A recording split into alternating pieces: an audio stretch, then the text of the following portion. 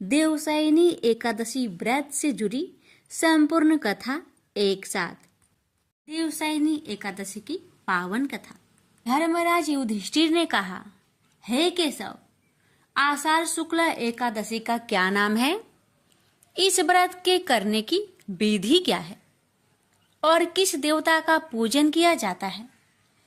श्री कृष्ण कहने लगे कि हे युधिष्ठिर, जिस कथा को ब्रह्मा जी ने नारद जी से कहा था वही मैं तुमसे कहता हूँ।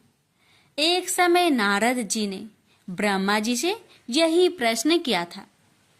तब ब्रह्मा जी ने उत्तर दिया कि हे नारद, तुमने कलयुगी जीवों के उद्धार के लिए बहुत उत्तम प्रश्न किया है, क्योंकि देवशयनी एकादशी का व्रत सब व्रतों में उत्तम है। इस व्रत से समस्त पाप नष्ट हो जाते हैं और जो मनुष्य इस व्रत को नहीं करते वे नरकगामी होते हैं। इस व्रत के करने से भगवान विष्णु प्रसन्न होते हैं। इस एकादशी का नाम पद्मा है। अब मैं तुमसे एक पौराणिक कथा कहता हूँ, तुम मन लगाकर सुनो। सतयुग में मानधाता नामक एक चक्रवर्ती सम्राट राज्य करते थे। उनके राज्य में प्रजा बहुत सुखी थी, किंतु भविष्य में क्या हो जाए ये कोई नहीं जानता। अतः वे इस बात से अनभिज्ञ थे कि उनके राज्य में शीघ्र ही भयंकर अकाल पड़ने वाला है। उनके राज्य में पूरे 3 वर्ष तक वर्षा न होने के कारण भयंकर अकाल पड़ा। इस अकाल से चारों ओर त्राही मच गई। धर्म पक्ष के यज्ञ, हवन, पिंडदान, कथा, व्रत आदि में कमी हो गई। जब मुसीबत पड़ी हो तो धार्मिक कार्यों में प्राणी की रुचि कहाँ रह जाती है। प्रजा ने राजा के पास जाकर अपनी वेदना की दोहाई दी। राजा तो इस स्थिति को लेकर पहले से ही दुखी थे।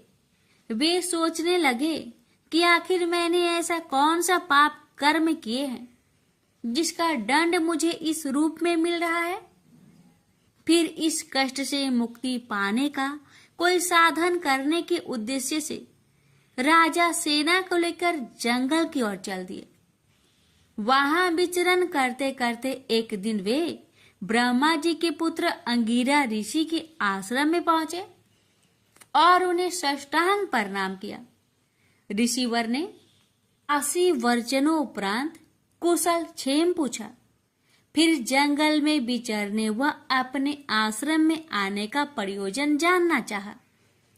तब राजा ने हाथ जोड़कर कहा, महात्मन, सभी प्रकार से धर्म का पालन करता हुआ भी मैं अपने राज्य में दुर्भिक्ष का दृश्य देख रहा हूँ। आखिर किस कारण से ऐसा हो रहा है? कृपया इसका समाधान करें। यह सुनकर महर्षि अंगिरा ने कहा, हे राजन, सब युगों से उत्तम यह सतयुग है। इसमें छोटे से पाप का भी बड़ा भयंकर दंड मिलता है।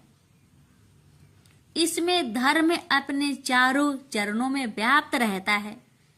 ब्राह्मण के अतिरिक्त किसी अन्य जाति को तप करने का अधिकार नहीं है, जबकि आपके राज्य में एक क्षुद्र तपस्या कर रहा है। यही कारण है कि आपके राज्य में वर्षा नहीं हो रही है। जब तक वह काल को प्राप्त न होगा तब तक यह दुर्भिक्ष शांत नहीं होगा। दुर्भिक्ष की शांति उसे मारने से ही संभव है। किंतु राजा का हृदय एक नर अपराध क्षुद्र तपस्वी का समन करने को तैयार नहीं हुआ। उन्होंने कहा, हे देव, मैं उस निरपराध को मार दूं, यह बात मेरा मन स्वीकार नहीं कर रहा है। कृपा करके आप कोई और उपाय बताए। महर्षि अंगिरा ने बताया, आषाढ़ माह के शुक्ला पक्ष की एकादशी का व्रत करें। इस व्रत के प्रभाव से अवश्य ही वर्षा होगी। राजा अपने राज्य की राजधानी लौट आए और चारों वर्णों सहित पद्मा एकादशी का विधि पूर्वक व्रत किया। व्रत के प्रभाव से उनके राज्य में मूसलाधार वर्षा हुई और पूरा राज्य धन्य धान्य से परिपूर्ण हो गया। ब्रह्मा वैवर्त पुराण में देवशयनी एकादशी के विशेष महात्म्य का वर्णन किया गया है। इस व्रत से प्राणी की समस्त मनोकामनाएं पूर्ण होती है। प्यारे भक्तों, अब आप सभी श्रवण करेंगे देवशयनी एकादशी व्रत को पूर्ण करने वाली सभी कथाएं एक साथ। कथा को पूरा सुनिए और दूसरे भक्तों के पास भी शेयर कीजिए। प्रेम से बोलिए लक्ष्मी नारायण की जय हो। तो आइए श्रवण करें एकादशी माता की व्रत कथा। एक बुढ़िया माँ एक बार 11 माता का व्रत रखी। बड़ी ही भाव भक्ति से पूजा अर्चना की। उन्हें वृद्ध अवस्था में क्या बाधा थी, वो तो अपने पुत्र पौत्रों की सुख सुविधा के लिए व्रत रखने लगी। वे दिन भर तो जरा कठोर मन करके अपनी प्यास को रख रही। दिन में पूजा पाठ किया, कथा सुनी और पंडित जी को मिट्टी के पात्र में भरकर पानी और ऋतुफल दान दिया। दोनों भर भर कर बूरा वितरण किया। उन्हें गर्मी के कारण बहुत बेचैनी हो रही थी। इस कारण से बड़ी देर तक पानी में पड़ी रही और पानी की कुल्ला करती रही, मुंह धोती रही। तब कहीं थोड़ा बहुत धैर्य बंध पाया। धूप तो तेज पड़ रही थी, इस कारण बार बार मुंह सूख रहा था। बूढ़ी माँ बहुत बेचैन हो रही थी। एक बुढ़ापा और दूसरे ये भयंकर गर्मी। वृद्ध अवस्था की स्थिति तो कुछ दूसरे ही प्रकार की होती है। ऐसे तैसे रो धो के दिन कट पाया। अब पहाड़ सी रात सामने थी, उसका काटना बड़ा ही कठिन दिखाई दे रहा था। खटिया पर पड़े शांति नहीं मिल रही थी। वे बार बार करवट बदल रही थी। अनेक बार वो बाहर जाती और भीतर आती। उन्हें घर के अंदर शांति नहीं थी। वे पड़ी पड़ी एकादशी माता का स्मरण करती रही। वे कहती रही कि हे माता जी, आप मेरी लाज रखेगा, आप ही मुझे शक्ति दे दीजिएगा जिससे मैं भली भांति आपका व्रत कर सकूं और ये पहाड़ सी रात शांति पूर्वक व्यतीत हो सके। प्यास के कारण बूढ़ी माँ की बेचैनी तो बढ़ ही रही थी। उन्होंने धैर्य रखने का बहुत प्रयास किया, किंतु सहनशीलता की सीमा टूट गई और वे घबराकर एकदम चिल्ला पड़ी। बोली, बचाओ बचाओ बचाओ। अम्मा का चिल्लाना सुनकर परिवार भर के नर नारी, बच्चे और पड़ोसी एकत्रित होकर बूढ़ी अम्मा की खटिया के समीप पहुंच गए। सबने पूछा, अम्मा जी आपको क्या हो गया? आप क्यों चिल्ला पड़ी है? आप इस वृद्धावस्था में ये कठिन व्रत क्यों कर रही हैं? अम्मा जी ने कहा, शक्ति से ही भक्ति होती है। थोड़ी ही देर में वे फिर से बोली कि अरे हमारे प्राण तो ही निकल जा रहे हैं। मेरी छाती पर ठंडे पानी का घड़ा रख दीजिए। नातियों ने दादी की छाती पर ठंडे पानी का पात्र रख दिया। तब कहीं उन्हें थोड़ा बहुत आराम मिला और थोड़ी देर के लिए उन्होंने अपनी आंखें बंद कर ली। एकादशी माता ने सोचा कि ये बूढ़ी अम्मा है तो बहुत कठोर, जरा जाकर उसकी परीक्षा लेनी चाहिए। वे आधी रात को मुर्गा बनकर टेर लगाने लगी। मुर्गा की आवाज सुनकर दादी जल्दी से उठी और बाहर जाकर आसमान की ओर देखा, किंतु आसमान में कहीं उन्हें प्रातःकालीन तारा दिखाई नहीं दिया। वे सोचने लगी कि ये मुर्गा क्यों और कैसे बोल गया है। ये तो आधा रात मालूम प्रतीत होता है। उन्हें प्यास तो बहुत लग ही रही थी। थोड़ा बहुत उनका मन भी विचलित होने लगा था, किंतु अंत में उन्होंने दृढ़ निश्चय किया कि मैं अब व्रत को पूर्ण करके ही छोड़ूंगी, चाहे कुछ भी हो जाए, मेरा प्राण ही क्यों ना निकल जाए। ये सोचकर फिर वे खटिया पर सीठी लोकर सो गई। थोड़ी ही देर में एकादशी माता ने उनकी फिर से परीक्षा लेनी चाहिए। एक छोटी सी बालिका एक गिलास में शरबत लेकर उनके सिरहाने खड़ी हो गई और जोर से बोली, दादी जी सवेरा हो गया, हाथ मुंह धोकर शरबत पी लीजिएगा। पहले तो शरबत का गिलास देखकर उनका मन ललचाने लगा, किंतु अचानक व्रत का स्मरण हो आया और उन्होंने सोचा कि मैं किसी भी प्रकार से अभी शरबत नहीं पी सकती हूँ। और वे शांतिपूर्वक अपनी खटिया पर लेट गई। फिर थोड़ी देर में उन्हें ऐसा लगा कि जैसे किसी ने उन्हें पानी के कुएं में पटक दिया हो। वे बड़ी देर तक उस कुएं में हाथ पांव चलाती रही, किंतु उन्होंने अपने मुख में पानी की एक बूंद भी नहीं जाने दी और वे दृढ़तापूर्वक अपना व्रत पालन करती रही। थोड़ी ही देर में न जाने कहां से सामने आग जलने लगी, जिससे भारी गर्मी बढ़ने लगी। प्यास के कारण प्राण निकलने लगे, किंतु बूढ़ी अम्मा का कुछ भी नहीं बिगड़ पाया। वे जहां की तहां मुस्कुराती हुई बैठी रही। थोड़ी ही देर में बाहर प्रकाश दिखाई देने लगा। ऐसा लगा कि जैसे सवेरा हो आया। बूढ़ी अम्मा ने जब बाहर निकलकर देखा तो समझ गई कि अभी सवेरा होने में 3-4 घंटे की देरी है। यह जानकर वे शांति पूर्वक इधर उधर घूमने फिरने लगी। एकादशी माता ये बात अच्छी तरह से समझ गई कि ये बूढ़ी अम्मा किसी भी प्रकार से अपने व्रत से नहीं टल सकती। वे उनके सत्य व्रत को ही अच्छी तरह से समझ गई। सवेरा होते ही बूढ़ी माँ ने स्नान किया, भगवान का पूजा पाठ किया, एकादशी माता की कथा सुनी, ब्राह्मणों को दक्षिणा देकर भोजन करवाया। तब कहीं बूढ़ी अम्मा ने जल ग्रहण किया। कन्याओं को भोजन कराने के बाद अम्मा ने भोजन किया। उस श्रेष्ठ व्रत के प्रताप से बूढ़ी अम्मा की आयु में वृद्धि हो गई। उनका घर परिवार हरा भरा हो गया। घर में अब उनके कोई भी अभाव नहीं रहा। वे हर तरह के सुख साधनों से संपन्न हो गई। नाती नातिनों से उनका घर भर गया और वे उसी दिन से 12 महीने की एकादशी का व्रत करने लगी। एकादशी माता के व्रत के प्रताप से इस संसार में हर प्रकार के सुख भोग कर अंत में बैकुंठ धाम को चली गई। से बोलिए एकादशी माता की जय। अति प्राचीन काल की बात है। द्रविड़ देश में एक पांड्यवंशी राजा राज्य करते थे। उनका नाम था इंद्रधुम्न। वे भगवान की आराधना में ही अपना अधिक समय व्यतीत करते थे। यद्यपि उनके राज्य में सर्वत्र सुख शांति थी, प्रजा प्रत्येक रीति से संतुष्ट थी, तथापि राजा इंद्रधुम्न अपना समय राज्य कार्य में कम ही दे पाते थे। वे कहते थे कि भगवान विष्णु ही मेरे राज्य की व्यवस्था करते हैं, अतः वे अपने इष्ट परम प्रभु की उपासना में ही ददचित रहते थे। राजा इंद्रधुम्न के मन में आराध्य आराधना की लालसा उत्तरोत्तर बढ़ती ही गई। इस कारण वे राज्य का त्याग कर मलय पर्वत पर रहने लगे। उनका भेष तपस्वियों जैसा था। सिर के बाल बढ़कर जटा के रूप में हो गए थे।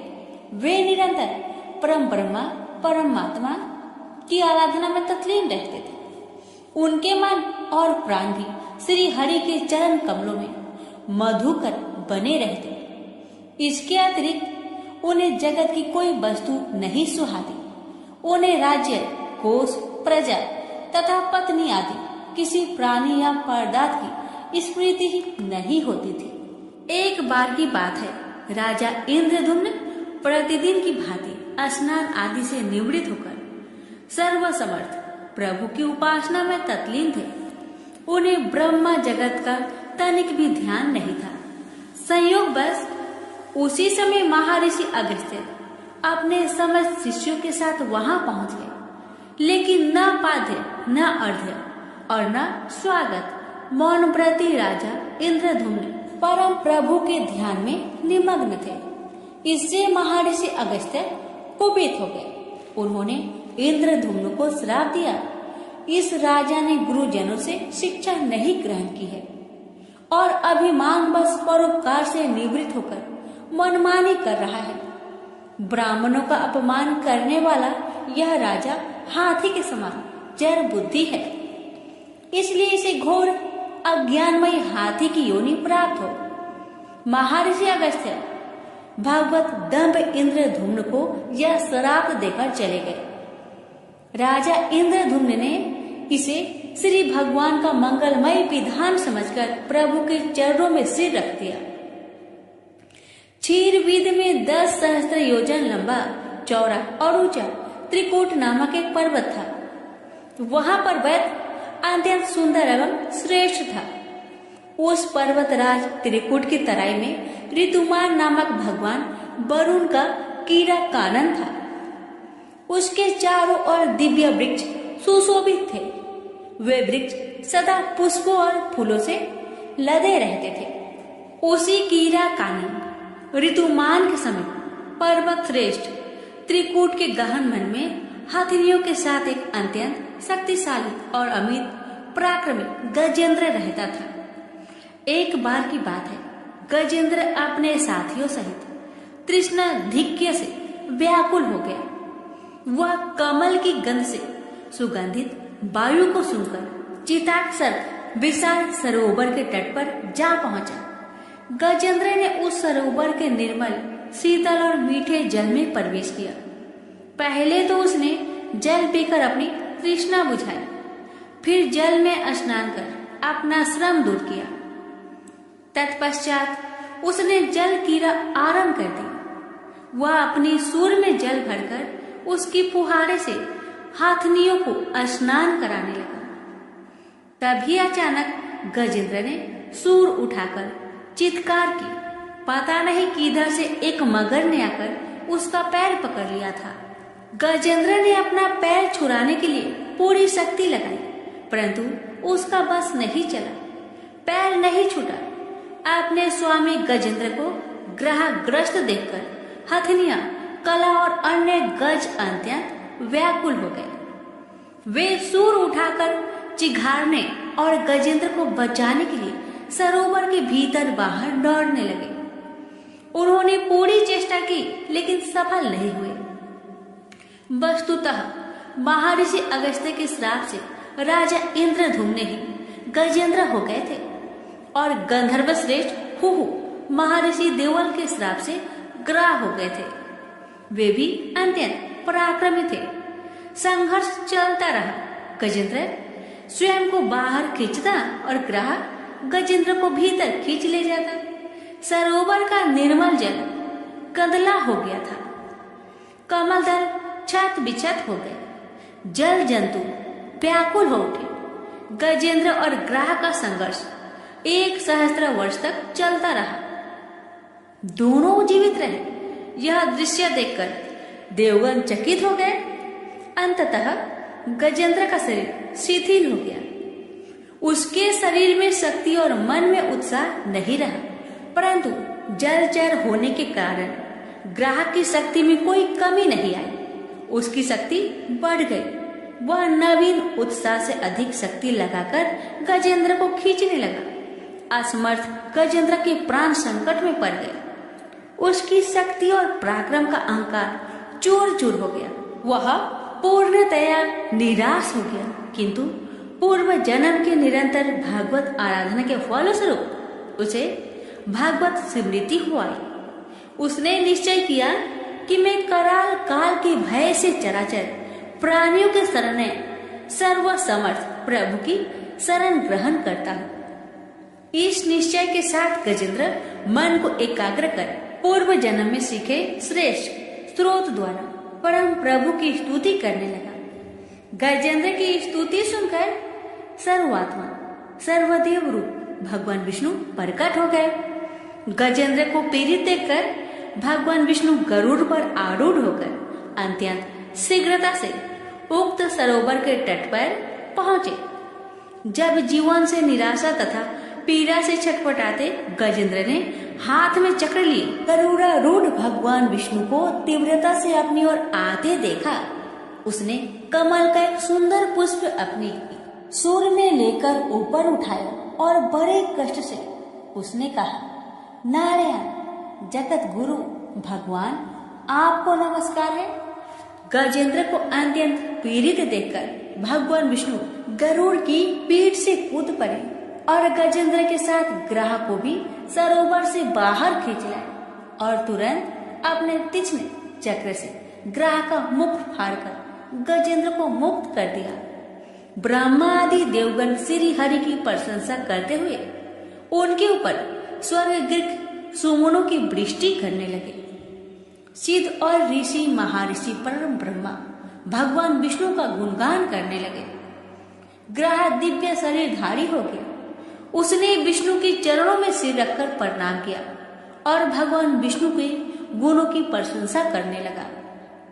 भगवान विष्णु के मंगलमय वरद हस्त के स्पर्श से पाप मुक्त होकर अभिषक्त कुहु गंधर्व ने प्रभु की परिक्रमा की और उनके त्रिलोक्य बंदित चरण कमलों में प्रणाम कर अपने लोक को चला गया।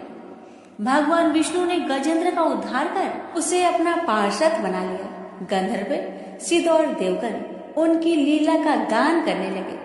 गजेंद्र की स्तुति से प्रसन्न होकर भगवान विष्णु ने सबके समक्ष कहा, प्यारे गजेंद्र, जो लोग ब्रह्म मुहूर्त में उठकर तुम्हारी की हुई स्तुति से मेरा स्तवन करेंगे, उन्हें मैं मृत्यु के समय निर्मल बुद्धि का दान करूंगा।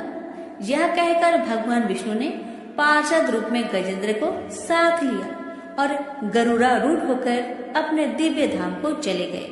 तो प्रेम से बोलिए लक्ष्मी नारायण की जय।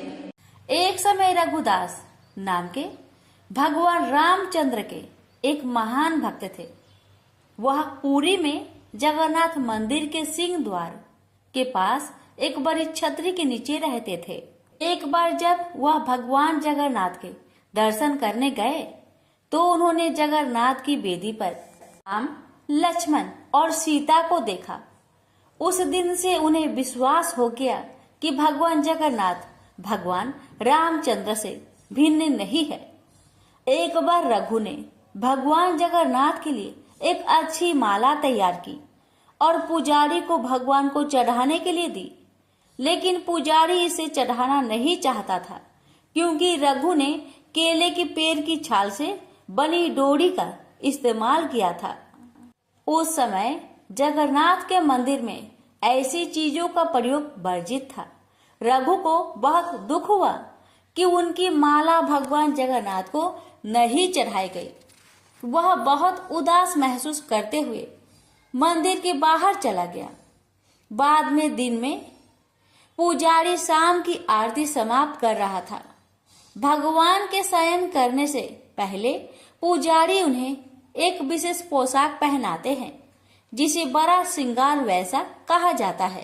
भगवान को श्रृंगारित करने के बाद पुजारी ने उनके शरीर को फूलों से सजाना शुरू कर दिया, लेकिन उसे आश्चर्य हुआ कि उसने जो कुछ भी किया भगवान के शरीर पर एक भी फूल नहीं बचा। भगवान किसी भी फूल को स्वीकार नहीं करेंगे। सभी पुजारी यह सोचकर बहुत चिंतित हो गए कि अवश्य ही उन्होंने कोई अपराध किया है, लेकिन यह क्या हो सकता था। उन सभी ने निर्णय लिया कि यह समझने की कोशिश करने के लिए कि उन्होंने क्या अपराध किया है। वे सभी मंदिर में सोएंगे और तब तक उपवास करेंगे जब तक भगवान उनके सपने में आकर उनके अपराध के बारे में सूचित नहीं कर देते। निश्चित रूप से उसी रात भगवान जगन्नाथ मुख्य पुजारी के सामने आए और उनसे कहा, मेरे भक्त रघुदास मेरे लिए एक फूल का माला लाए थे। उन्होंने इसे बहुत प्यार और भक्ति के साथ तैयार किया।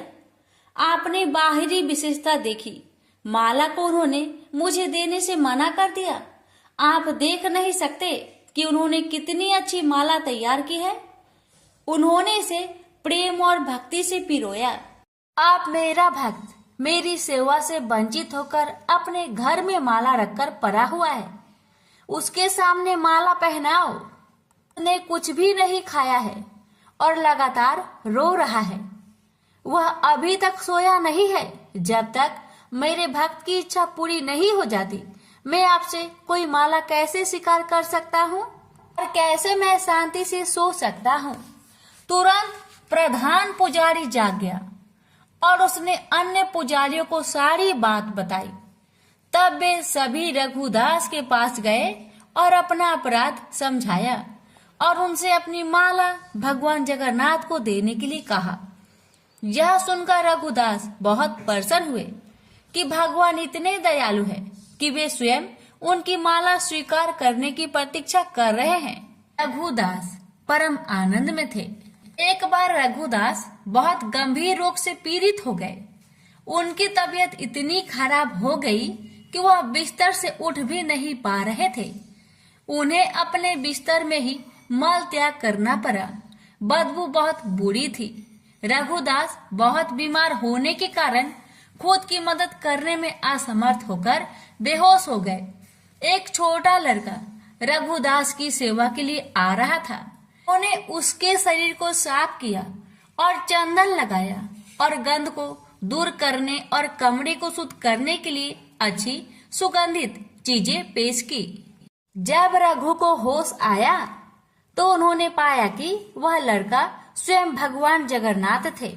रघु ने भगवान जगन्नाथ से कहा, मेरे प्रिय भगवान, आप यहाँ क्या कर रहे हैं? मेरी यह निम्न सेवा करके आप मुझे अपराधी बना रहे हैं। मैं आपसे सेवा प्राप्त करके और अधिक पापी बन रहा हूँ। हे भगवान, आप बहुत दयालु हैं। आप ब्रह्मांड के स्वामी हैं। आप सब कुछ करने में समक्ष है। यदि आप चाहे तो आप मेरी बीमारी को आसानी से ठीक कर सकते हैं। मुझे ठीक करने के बजाय आप मेरी यह निम्न सेवा क्यों कर रहे हैं? भगवान ने उत्तर दिया, हाँ, मैं तुम्हें आसानी से ठीक कर सकता हूँ, लेकिन मैं चाहता हूँ कि तुम अपने सभी प्रबंध कर्मों से मुक्त हो जाओ, ताकि तुम इस जीवन के अंत में मेरे निवास पर वापस जाओ। तुम्हें ये भी जानना चाहिए कि जैसे कि मेरे भक्तों को मिलता है, मेरी सेवा करने से सुख मिलता है, मुझे भी अपने भक्तों की सेवा करने से सुख मिलता है। मैं सदैव आपकी सेवा करना चाहता हूँ। मुझ में और मेरे भक्त में कोई अंतर नहीं है। इस प्रकार भगवान और रघु के बीच बहुत घनिष्ठ संबंध थे। रघु बहुत सरल थे और उनका स्वभाव एक छोटे लड़के जैसा था। भगवान जगन्नाथ के साथ उनके संबंध बहुत मैत्रीपूर्ण थे। कभी कभी भगवान एक लड़की के रूप में उनके पास आते थे और वे दोनों एक साथ खेलते थे। यह सामान्यतः लोगों को ज्ञात था कि भगवान रघु के साथ खेलने के लिए उनके पास आए थे। सभी लोग रघु का आदर करते थे। वह बहुत प्रसिद्ध थे और लोगों के बीच भगवान जगन्नाथ के मित्र के रूप में जाने जाते थे। एक बार जगन्नाथ रघु के पास आए और उससे कहा कि वह राजा के बगीचे से कटहल चुराने के लिए उसके साथ चले। रघु ने कहा, तुम कटहल क्यों चुराना चाहते हो? यदि तुम्हें कटहल खाने की इच्छा है तो मुझे बताओ, मैं तुम्हारे लिए एक अच्छा कटहल लाऊंगा। भगवान जगन्नाथ ने उत्तर दिया, इस प्रकार मुझे अपने भक्त से सब कुछ मिल रहा है। वास्तव में मेरे पास सब कुछ है। माता यशोदा मुझे इतना मक्खन खिलाती थी और मुझे आनंद देती थी, लेकिन फिर भी मैं इस उद्देश्य के लिए दूसरे के घर जाता हूँ, माखन चुराने का। चुराई हुई चीजें खाने में एक विशेष आनंद होता है। आज मैं चाहता हूँ कि आप चोरी का वह आनंद महसूस करें। कृपया मेरे साथ आए। असहाय होकर रघु भगवान के प्रस्ताव पर सहमत हो गया और उनके साथ चला गया।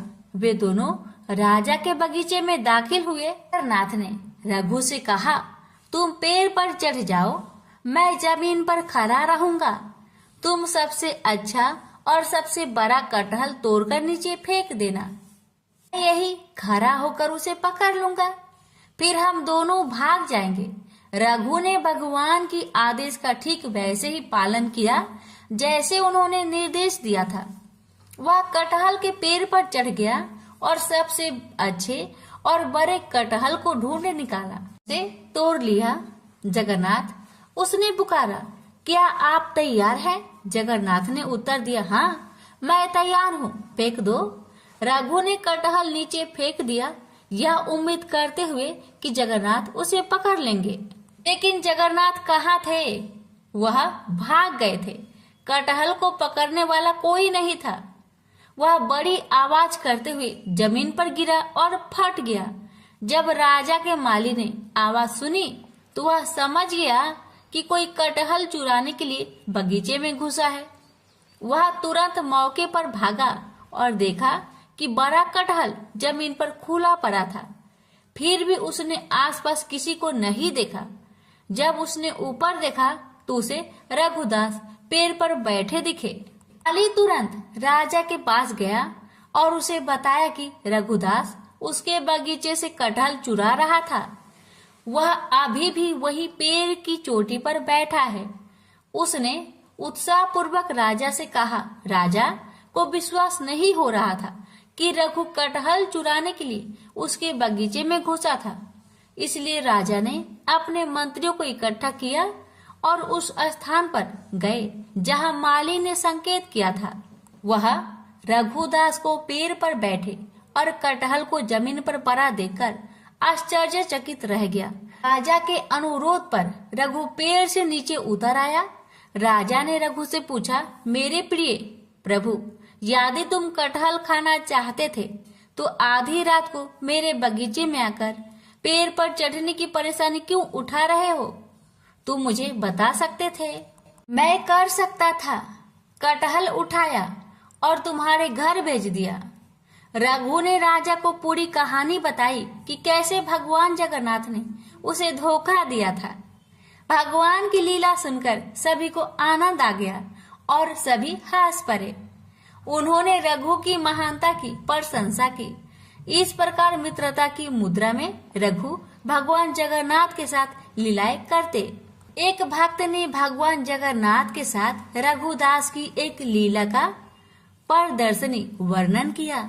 एक बार रथ यात्रा के दौरान भगवान ने रथ पर स्थान ग्रहण किया था। राजा द्वारा सड़क साफ करने के बाद रथ चलने के लिए सब कुछ तैयार था। हजारों लोगों ने रस्सी खींची लेकिन रथ आगे नहीं बढ़ा। स्थिति को देखते हुए ब्रिटिश साहेबा ने रथ को खींचने के लिए एक शक्तिशाली हाथी की व्यवस्था की। फिर भी रथ नहीं हिलेगा। साहेबा ने रघुदास से कहा, रघुदास जी, यह कैसे भगवान है? मैंने हाथियों को लगा रखा है, फिर भी यह रथ नहीं चलेगा। यह सुनकर रघु रथ पर चढ़ गए और भगवान जगन्नाथ के निकट गए। उसने प्रभु के कान में कहा, तुरंत रथ चलने लगा। यह देखकर साहेबा आश्चर्यचकित रह गए। उन्होंने रघुदास से कहा, आप पूर्ण हैं और आपके भगवान भी पूर्ण हैं। रघुदास जहाँ भी रहते थे, प्रसाद से भरा बर्तन किसी के भी लेने के लिए बाहर छोड़ देते थे। वह उसी बर्तन से प्रसाद लेता था जिसे पशु पंछी लेते थे। यह उनका अद्भुत स्वभाव था। वह भगवान जगन्नाथ को बहुत प्रिय थे। राम सिंघारी वर्तमान समय में उपासकों के समाज में सबसे विद्वान व्यक्तित्वों में से एक माने जाते थे। उनके पास कोई शैक्षणिक डिग्री या डिप्लोमा नहीं था, लेकिन उन्हें भारत के प्राचीन महाकाव्यों का गहन ज्ञान था। भारत के विभिन्न हिस्सों से आने वाले कई लोग उन्हें अपने आध्यात्मिक मार्गदर्शक के रूप में मानते थे। उन्होंने केवल महाप्रसाद खाया जो भगवान जगन्नाथ को चढ़ाए जाने वाला चावल का भोग है।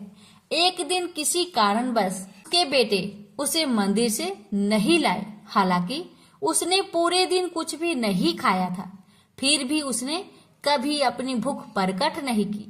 केवल उसकी पत्नी को पता था। जब वह उदास लग रही थी, सिंघारी ने उसे सत्वना दी। वह देगा, वह भेजेगा, लेकिन आधी रात को कौन देगा? सब सो गए, उसकी पत्नी भी। कुछ देर बाद दरवाजे पर हल्की सी दस्तक हुई। दरवाजा खुलने पर बूढ़े व्यक्ति को एक केले का पत्ता मिला जिसमें 7 प्रकार के मंदिर के केक थे। कोई नहीं था। अगली सुबह जब उसने यह घटना बताई तो किसी ने उस पर विश्वास नहीं किया। पूरे दिन भगवान जगन्नाथ का यह चमत्कार लोगों के मन में छाया रहा। अगली रात सिंघारी को सपने में आवाज आई, क्या तुमने वह सब कुछ खा लिया जो दिया गया था? प्रेम से बोलिए जगन्नाथ भगवान की जय। एक समय की बात है, एक भाई बहन रहते थे। बहन का नियम था कि वह अपने भाई का चेहरा देखे ही खाना खाती थी। हर रोज सुबह उठती थी और जल्दी जल्दी घर का सारा काम काज करके अपने भाई का मुख देखने के लिए उसके घर से निकल जाती। एक दिन रास्ते में एक पीपल पेड़ के नीचे गणेश जी की मूर्ति रखी हुई थी। उसने भगवान के सामने हाथ जोड़कर कहा कि मेरे जैसा अमर सुहाग और मेरे जैसा अमर पिहर सबको दीजिए। यह कहकर वह आगे बढ़ जाया करती थी। हर दिन का उसका यही नियम था। जंगल के झाड़ियों के कांटे उसके पैरों में चुभा करते थे। एक दिन बहन भाई के घर पहुंची और भाई का मुख देखकर बैठ गई तो भाभी ने पूछा, पैरों में क्या हो गया है ननद जी? यह सुनकर उसने भाभी को जवाब दिया कि रास्ते में जंगल की झाड़ियों से गिरे हुए कांटे मेरे पाँव में चुभ जाते हैं। जब वह वापस अपने घर आ गई तब भाभी ने अपने पति से कहा कि रास्ते को साफ करवा दो। हमारी ननद यानी कि आपकी बहन झाड़ियों के रास्ते से आती है तो उसके पाँव में बहुत सारे कांटे चुभ जाते हैं। पत्नी की इतना बात सुनते ही भाई तुरंत उठा और हाथों में कुल्हाड़ी लेकर सारी झाड़ियों को काटकर रास्ता साफ कर दिया और इसी कारण से गणेश जी का स्थान भी वहां से हट गया। यह देखकर भगवान गुस्सा हो गए और उसके भाई के प्राण को हर लिए। लोग अंतिम संस्कार के लिए जब भाई को ले जा रहे थे तब उसकी भाभी रोती हुई लोगों से कही, थोड़ी देर रुक जाओ, उसकी बहन आने वाली है। वह अपने भाई का मुख देखे बिना नहीं रह सकती। उसका यह हर दिन का नियम है। तब लोगों ने कहा, आज तो देख लेगी पर कल कैसे देखेगी? रोज के दिन की तरह बहन अपने भाई का मुख देखने के लिए जंगल में निकलती। जब जंगल में उसने देखा कि सारा रास्ता साफ किया हुआ है तब वह आगे बढ़ी तो उसने देखा कि सिद्धि विनायक को भी वहां से हटा दिया गया है। तब उसने जाने से पहले गणेश जी को एक अच्छे स्थान पर रखकर उन्हें स्थान दिया और हाथ जोड़कर बोली, हे गणेश महाराज, मेरे जैसा अमर सुहाग और मेरे जैसा अमर पिहर सबको देना। और फिर इतना कहकर आगे निकल गई। लड़की की बात सुनकर भगवान गणेश सोच में पड़ गए, अगर मैं इसका नहीं सुना तो मुझे कौन मानेगा, हमें कौन पूजेगा? तब सिद्धि विनायक ने उसे पीछे से आवाज दिया कि बेटी, इस खेजड़ी की 7 पत्तियां ले जा और उसे कच्चे दूध में घोलकर भाई के ऊपर छींटा मार देना, वह उठकर बैठ जाएगा। यह सुनकर जब बहन पीछे मुड़ी तो उसने देखा कि वहां तो कोई नहीं है, लेकिन फिर भी उसके दिल से आवाज आई, जो मैंने सुना वैसे ही करती हूँ, देखा जाए क्या होता है। इतना सोचकर वह 7 खेजड़ी की पत्तियां लेकर अपने भाई के घर पहुंची। उसने देखा वहां कई लोग बैठे हुए हैं। भाभी बैठी रो रही है और पास में ही भाई का लाश रखा हुआ है। तब उसे रास्ते में जो आवाज सुनाई दी थी वही बात याद आई और उसने वैसा ही किया जैसे उसने सुना था। उसने खेजड़ी की 7 पत्तियों को बताए हुए नियम के तहत भाई के ऊपर इस्तेमाल किया। तब उसका भाई उठकर बैठ गया। भाई बोला बहन से, मुझे तो बहुत ही गहरी नींद आ गई थी। तब बहन बोली, यह नींद किसी दुश्मन को भी ना आए, और उसने सारी बात अपने भाई को बता दी। हे गणेश महाराज, जैसे आपने उस बहन की सुनी वैसे ही कहानी कहने वाले, हुक्कारे भरने वाले सभी की परिवार की सुनना और सभी के परिवार की रक्षा करना। सभी प्रेम से बोलिए गणेश महाराज की जय हो। सभी व्रत में सुनी जाने वाली लपसी तपसी की कथा। एक लपसी था, एक तपसी था। तपसी हमेशा भगवान की तपस्या में लीन रहता था। लपसी रोजाना 1.25 सेर की लापसी बनाकर भगवान का भोग लगाकर जीम लेता था। एक दिन दोनों लड़ने लगे। तपसी बोला, मैं रोज भगवान की तपस्या करता हूँ इसलिए मैं बड़ा हूँ। लपसी बोला, मैं रोज भगवान को 1.25 सेर लापसी का भोग लगाता हूँ इसलिए मैं बड़ा हूँ। नारद जी वहां से गुजर रहे थे। दोनों को लड़ता देखकर उनसे पूछा कि तुम क्यों लड़ रहे हो। तपसी ने खुद के बड़ा होने का कारण बताया और लपसी ने अपना कारण बताया। नारद जी बोले, तुम्हारा फैसला मैं कर दूंगा। दूसरे दिन लपसी और तपसी नहाकर अपनी रोज की भक्ति करने आए तो नारद जी ने छुपकर 1.25 करोड़ की एक एक अंगूठी दोनों के आगे रख दिए। तपसी की नजर जब अंगूठी पर पड़ी तो उसने चुपचाप अंगूठी उठाकर अपने नीचे दबा लिया। तपसी की नजर अंगूठी पर पड़ी लेकिन उसने ध्यान नहीं दिया। भगवान को भोग लगाकर लपसी खाने लगा। नारद जी सामने आए तो दोनों से पूछा कि कौन बड़ा है। तो नारद जी ने तपसी से खड़ा होने को कहा। वो खड़ा हुआ तो उसके नीचे दबी अंगूठी दिखाई पड़ी। नारद जी ने तपसी से कहा, तपस्या करने के बाद भी तुम्हारी चोरी करने की आदत नहीं गई, इसलिए लपसी बड़ा है और तुम्हें तुम्हारी तपस्या का कोई भी फल नहीं मिलेगा। तपसी शर्मिंदा होकर माफी मांगने लगा। उसने नारद जी से पूछा, मुझे मेरी तपस्या का फल कैसे मिलेगा।